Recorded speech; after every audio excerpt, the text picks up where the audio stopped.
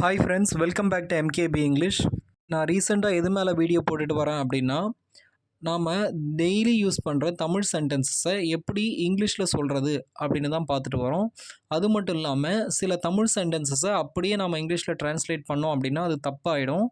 இங்கிலீஷில் native speakers எப்படி use பண்ணுறாங்களோ அதே மாதிரி தான் நாமளும் யூஸ் பண்ணணும். ஸோ அது சம்மந்தமாக இன்றைக்கி சில தமிழ் வாக்கியங்களை எப்படி இங்கிலீஷில் சொல்லலாம் அப்படின்னு பார்க்கலாம். நான் பெங்களூருக்கு டூர் போகலாம் அப்படின்னு இருக்கேன். இதை நாம் இங்கிலீஷில் எப்படி சொல்லலாம் அப்படின்னா, we are planning to go on a tour to Bangalore. We are planning to go on a tour to Bangalore. So இங்கே டூர் அப்படின்னு தான் இதை சொல்லணும், டூர் அப்படின்னு சொல்லக்கூடாது. நிறைய பேர் வந்து இதை டூர் அப்படின்னு சொல்லுவாங்க. ஆக்சுவலாக இதோட கரெக்ட் ப்ரொனன்சியேஷன் என்ன அப்படின்னா டூவர். அதே போல் கோ டு அ டூர் அப்படின்னு கூட சில பேர் சொல்லுவாங்க. கோ டு டூர் அப்படின்லாம் சொல்லக்கூடாது.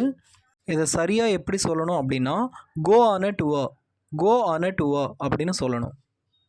அதைத்தான் என்னோடய உள்மனம் செய்ய தூண்டுது அப்படின்னு நாம் இங்கிலீஷில் எப்படி சொல்லலாம் அப்படின்னா, that is what my subconscious urges me to do. That is what my subconscious urges me to do. இங்கே அர்ஜ் அப்படின்னா தூண்டுறதுன்னு அர்த்தம். மீட்டிங் நடந்துக்கிட்டே இருக்கும், நமக்கு ஏதாவது அவசர வேலை அப்படின்னா நாம் பாதியிலேயே எந்திரிச்சு போயிடுவோம். ஸோ இதை நாம் எப்படி இங்கிலீஷில் சொல்லலாம் அப்படின்னா, அதாவது அவர் மீட்டிங்லேருந்து பாதியிலேயே எந்திரிச்சு போயிட்டாரு அப்படின்றத நாம் இங்கிலீஷில் he left half through the meeting அப்படின்னு சொல்லலாம். அட, அவனை நான் நேற்று கூட ஸ்கூலுக்கு போகிற வழியில் பார்த்தேன்ப்பா அப்படின்னு சில சமயம் சொல்லுவேன் இல்லையா. இதை நாம் இங்கிலீஷில் I saw him on my way to school. அப்படின்னு சொல்லலாம்.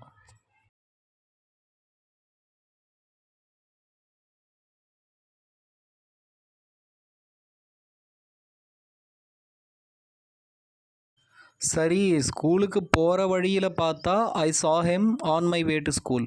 ஒருவேளை ஸ்கூலை முடிச்சுட்டு வரோம், அப்போ யாரையாவது பார்த்தோம் அப்படின்னு நாம் சொல்லணும் அப்படின்னா அதை இங்கிலீஷில் எப்படி சொல்லலாம் அப்படின்னா, ஐ saw him on my way back from school.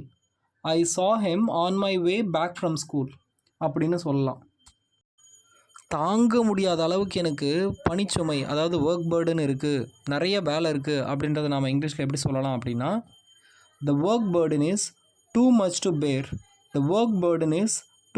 bear அப்படின்னு சொல்லலாம். நாம் கவர்மெண்ட் எக்ஸாம் எழுதும்போது குவாலிஃபையிங் மார்க்ஸ் அப்படின்னு ஒன்று ஃபிக்ஸ் பண்ணுவாங்க இல்லையா.